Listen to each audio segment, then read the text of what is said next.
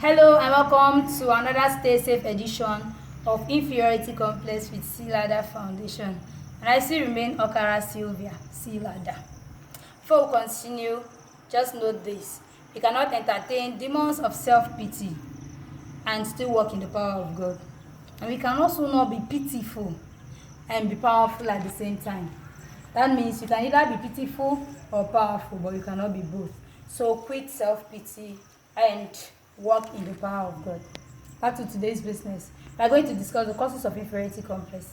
Last time we discussed the secondary class of inferiority complex. That means we are done with the classes of inferiority complex. Today we are going to talk about the general causes of inferiority complex. Well, parents and the society play a very great role in the upbringing of a child, and that's why they are also the key points, the subject matter for today's discussion. Parents really play a role in the upbringing of a child and how well the child develops, how well the child socializes. Most times, most parents are very authoritative. They have this authoritarian character that make them suppress the child. When the child is coming up, sometimes the child might want to discuss some private things with he or her parents, but the behavior of the parents will make such a child to fold and go back to the shell. Most times children really wish to interact with their parents, but some of their parents suppress them too. Sometimes parents also compare their children with their parents, which is not very right. Most times you see your child growing up, you see your child not being able to do one or two things. You don't need to compare them with their peer. Rather, you encourage them, and you will see most children picking up. But most parents don't do that. Some will say, don't you see your mate? Can't you see how this one is? As old as you are in primary this, you are in elementary this, and you cannot write. You can't speak correct English. You can't write 1 to 10. And it makes such children feel not too good, and it reduces their worth. And that is the inferiority complex we talk about. It starts from there. So parents, we should really know the way and manner we train our children. Most times we also force them to study courses they don't want to. Not because they don't want to. They themselves know their ability and they know what they can do. But most times parents want them to do what they really want, and it affects them even in their academics. Most times they can't cope. I've seen somebody who was forced to study mathematics.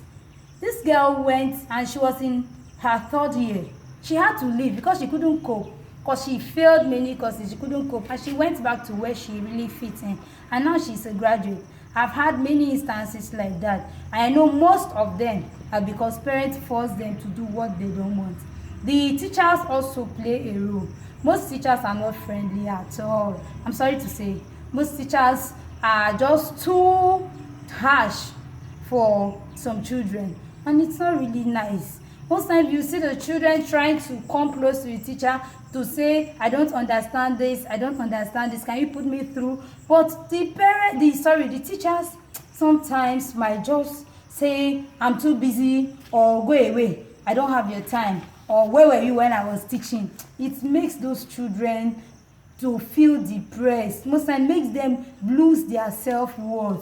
So teachers should really try their best to be friendly. I know there are many teachers I know that are very friendly with their children and students, and whenever they see them, that those people and students are always happy to meet them at any time. Some of them welcome them anywhere and say, you can always count on me, and I really give kudos to such teachers. Another cause of inferiority complex is physical defects. Sometimes some people look at themselves and say, my eyes, my nose, look at my eyes, I have big head, I have big eyes, I have this, I have that, so I can't fit into this class. Sometimes they will think, because I'm short, I can't follow a tall friend. If I should follow, they will make me feel I'm too short.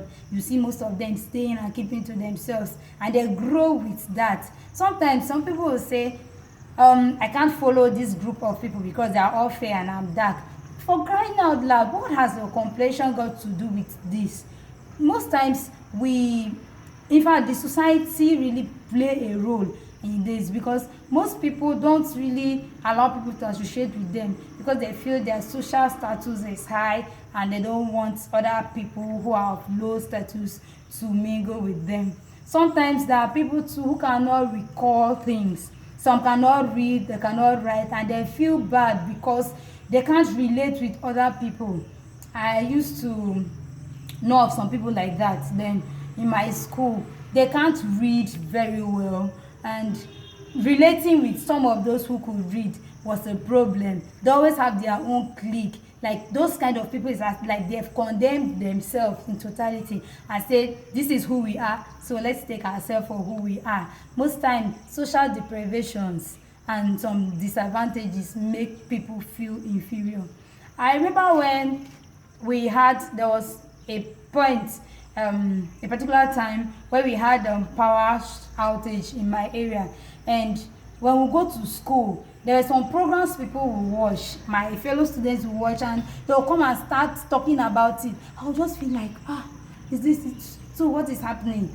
So that really actually happened. So program actually came up and I didn't watch, and I will not be able to flow. That's what happens to children whom most times their parents don't have these things in the house. It really deprives them and they can't mingle with their people. Okay, what if we never had it at all? That would have even been worse. But we had it, but it was just for some power reasons that I could not watch the program. Yet I felt it.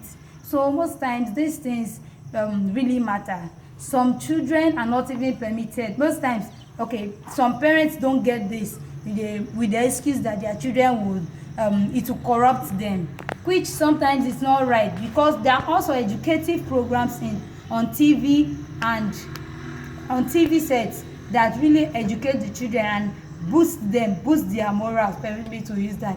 But sometimes parents don't want to get it because they feel their children will get corrupt, and it really deprives them of most things. Then there were times also in my life when I used to know all the minister of this, minister of that. I could boldly say it, and some children will look at me and say, at her age, she knows this, she knows that. You see, those things make those children feel they are nothing, they don't know anything. But it's because most parents have deprived their children of such things. So most times it's not really right to deprive your children of things like that. Those things really help them a lot.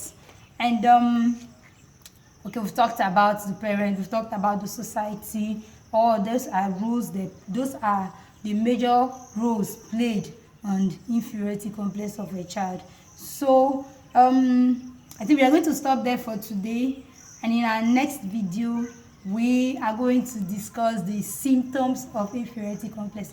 You might not know you have it, seriously, you might not know, but it will shock you to know that even that little thing you are exhibiting, that little character you exhibit, it's a trait of inferiority complex, and if not carefully managed, would someday grow up to be a matured inferiority complex. So join us in our next video as we unravel the symptoms of inferiority complex. Thank you. Don't forget to subscribe to the channel. You can share this video and remain safe. Stay safe. I mean stay safe.